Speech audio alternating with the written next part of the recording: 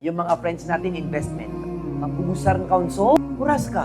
Choose wisely on whom to invest your time. At ipiyamimili nga si Karoma ka, kano makasudya sa lugar, nagiging nga nanaraka. Kaya na, pangarapan ka. Agi kapag yung sa dunia, na magbada ka na may kailangan na maon. Meron daw magkaibigan, o isang tao, nakapasok daw siya ng paraiso. Tapos, check the paradise. Hinahanap niyong kanyang kaibigan. Hindi niya mahanap. Tapos tinanong niya Allah, Ya Allah, bakit hindi ko mahanap yung isang kaibigan ko? Alam mo niyo, ano sasabihin sa kanya ng Allah? Yung kaibigan mo, nakapasok ng impyerno. Tapos alam mo, ano sasabihin ng kaibigan mo? Ya Allah, paano siya nakapasok ng impyerno? Siya yung kasama kong nagpa-fasting. Siya yung kasama ko sa seminar. Siya yung kasama ko sa tarawih. Bakit Ya Allah? Sasabihin ng Allah, kasi yung kanyang kasalanan ay mas marami sa kanyang kabutihan. Kasi di ba, titimbangin, di ba? Anong sasabihin ng kaibigan mo? Ya Allah, kung mahal mo ako, pwede ba napapasukin mo siya ng paraiso? Tapos tawagin daw sa impyerno yung kaibigan niya. Nasaan si ganito? Ikaw ay aking papapasukin sa aking paraiso dahil hinahanap ka ng iyong kapatid.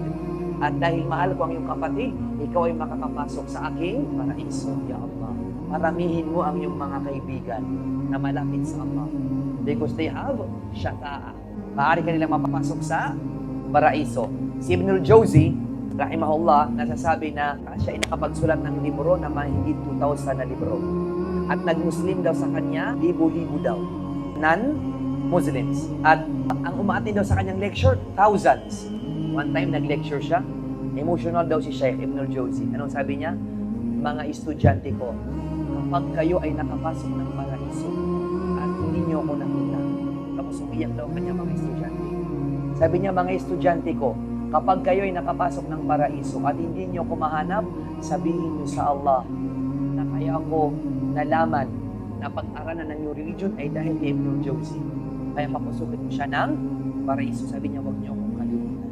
Tapos alam niyo, nung sabi na kanyang mga estudyante, Sheikh, paano hindi ka makakapasok ng paraiso? Kaya namin nalaman ng Allah ay dahil sa'yo. Sabi niya, basta, pag hindi niyo ko nahanap, hanapin niyo ako at sabihin niyo sa Allah na papasukin niyo ako ng paraiso.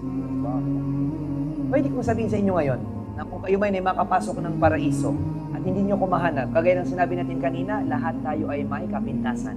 Lahat tayo may tinatagong sikreto. Lahat tayo may dark side na ating ilalabanan. Di ba? It's always jihad every day.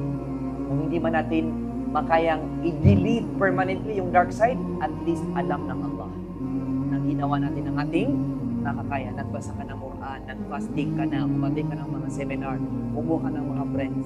Pero anong magagawa mo? Mas malakas pa rin ang iyong sarili. Ang importante, alam ng Allah na sinubukan mo. Pumasa ka man o hindi, ang Allah lang ang mag-decide. At ang Allah ay pinakamakapagin. Subhanallah.